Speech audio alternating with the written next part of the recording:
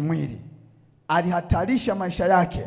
Ukisoma kwenye ule mstari tuliosoma pale juu, pale mwishoni kabisa kwenye C na D, anasema kisha nitaingia kwa mfalme kinyume cha sheria, nami nikiangamia na niangamie. Ni maamuzi magumu. Kukata rufaa sio kitu chepesi. Maombi ya kukata rufaa.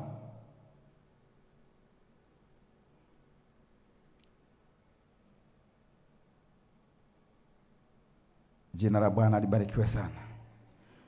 Mtu aliyekata rufaa huwa hawezi kusikia vitisho au vurugu za walioko upande wa pili.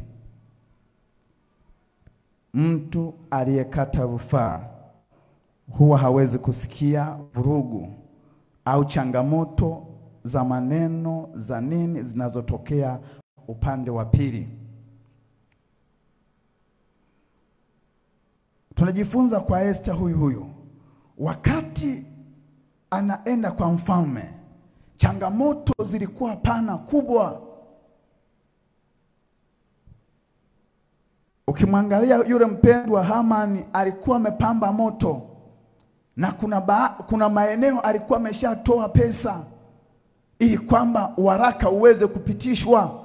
Na hata wakati kwenye ile karamu, yeye alienda akiwa anajivunia kwamba kuna mtu anakwenda kunyongwa.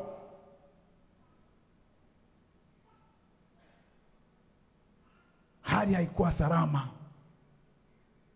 Na ukijaribu kuangalia yule jamaa, alikuwa ni mtu mkubwa kwenye ule ufalme. Kwa alikuwa na kamamu na kafulani, akitamka alikuwa anaweza kusikika. Na hata mfalme mwenyewe alikuwa anamuelewa. Lakini kulingana na yale maombi ya kukata rufaa ambayo watumishi wa Mungu waliyaomba, yakabadilisha hali ya hewa. Maombi ya kukata rufaa.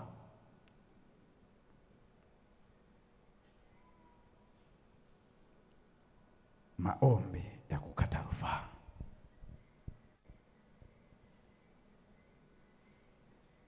Sijajua mahali tunapita mahali gani, lakini kama taifa tunaona kwamba ni mahali gani tunapopita. Mwaka huu ni mwaka wa uchaguzi. Ni mwaka wa uchaguzi.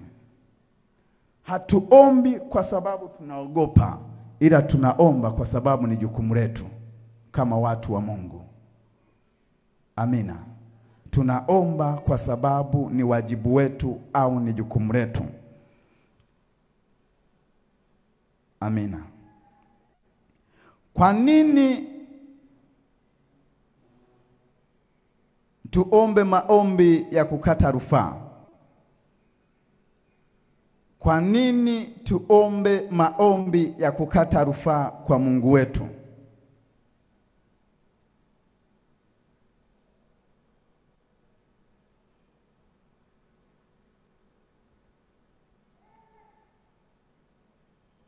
Tunaomba maombi ya namna hii ni kwa sababu Mungu ana uwezo wa kufanya jambo lolote.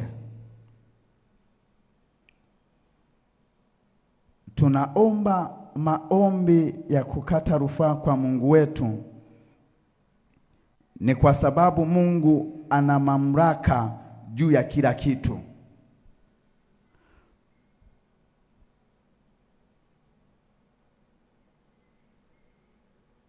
Kwa nini tunaomba maombi ya kukata rufaa kwa Mungu wetu? Ni kwa sababu vitu vyote ni vya kwake, mbinguni na duniani. Kwa kama wana wa Mungu, tunapokata rufaa, maombi yetu tunayapeleka mahali sahihi, kwa Mungu ambaye ameumba kila kitu. Tunapokwenda kuombea taifa letu pendwa la Tanzania, hata viongozi wenyewe inafika mahali hawana majibu, lakini mwenye majibu na taifa la Tanzania ni Mungu wetu aliye hai. Hata majeshi yenyewe bado na yenyewe hayana majibu juu ya taifa la Tanzania, lakini yupo Mungu ambaye ana majibu, na huyo ndiye tunakwenda kuzungumza naye, au tunapeleka maombi yetu kwake ili aweze kutusikiliza kwa habari ya taifa letu pendwa la Tanzania. Jina la Bwana libarikiwe sana.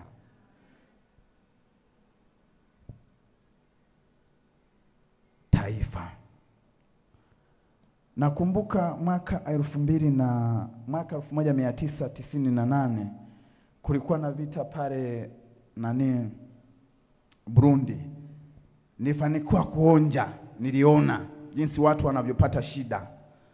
Hatuombi kwamba tunaogopa kuna kitu kinaweza kutokea, ila tunaomba kama nilivyotangulia kusema, kwa sababu ni wajibu wetu, na sio wajibu wetu.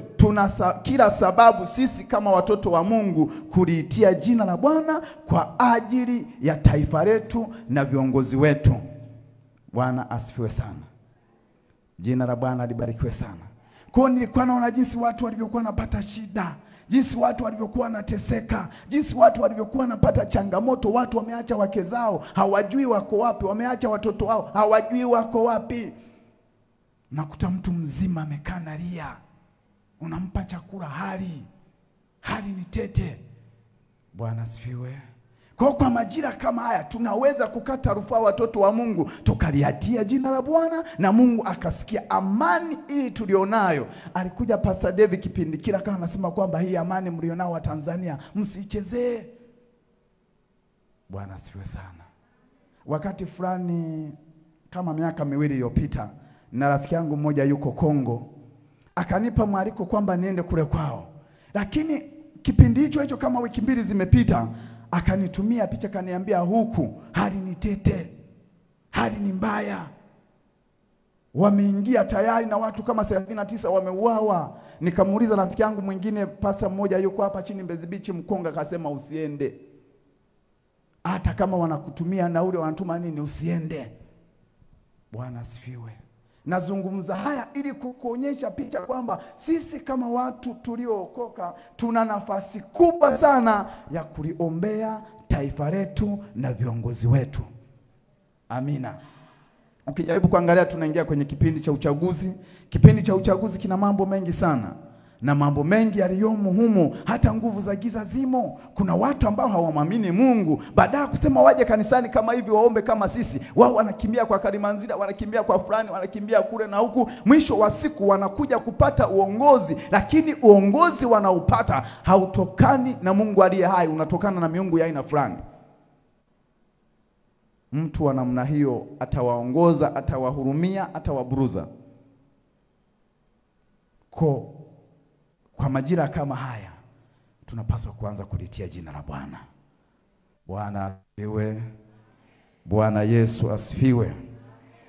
Basi tutakwenda kuingia kwenye maombi yetu. Tutakuwa na maombi kadhaa, lakini ombi la kwanza ni kuombea amani taifa letu. Ombi la kwanza, na ombi la pili